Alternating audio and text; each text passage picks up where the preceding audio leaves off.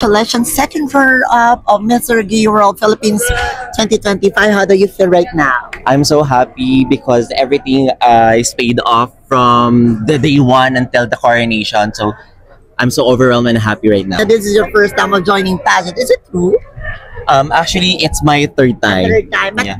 but not professionally. Yes, not professionally. And I joined the Mr. Gay World, first Mr. Gay World last 2022 during pandemic.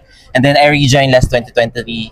And sad to say, I did not get the crown. So I come back this year. And I'm so happy with my second runner-up.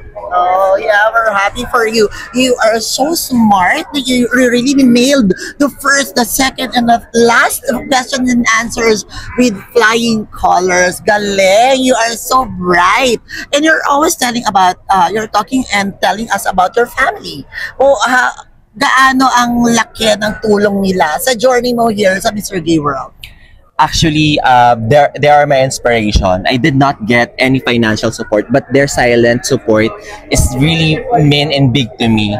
My family, my father died a few years ago, and this battle is not only for me, but it's a battle for my family because it's their dream as well. Okay. We are now celebrating Pride Month. So, ikaw na ang pride ng Mr. Gay World and you're now representing a symbol of the gay community of the Philippines. So, what is your promise to ating mga kabataan at ating mga kapatiran right there?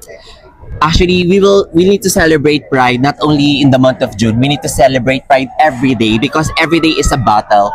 Every day is a pakikibaka. So, Pride Month, it's not just a celebration, but it's a protest. So we need to continue, aiming for equality and fighting for what we truly deserve. That is what I'm bringing in the Mr. Gay World stage, to have same-sex, to actually acknowledge or legally acknowledge the same-sex relationship in the Philippines. Okay. Congratulations to you again for winning. And I think that mga taga-Taguig are very happy about that for you. Maraming salamat and continue to be an inspiration to mga kapatiran and mga kabataan of the LGBT community out there. Thank you so much. Thank you.